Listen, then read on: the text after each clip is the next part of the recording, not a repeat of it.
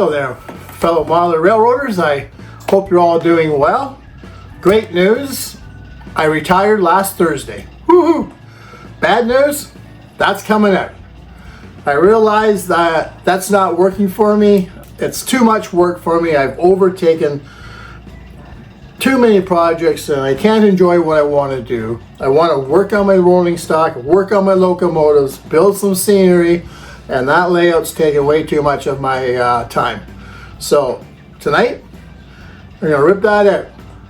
We're not gonna do a video, but what we're gonna do is I'm gonna snapshot every half hour me tearing that apart.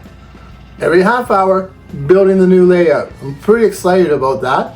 It shouldn't take too long to build. I'm really going a lot smaller. And I got 4 days to get it up and working. So stick around, watch the video. If you're new to the channel, welcome. If you see anything you like, hit the subscribe button down below and let's roll.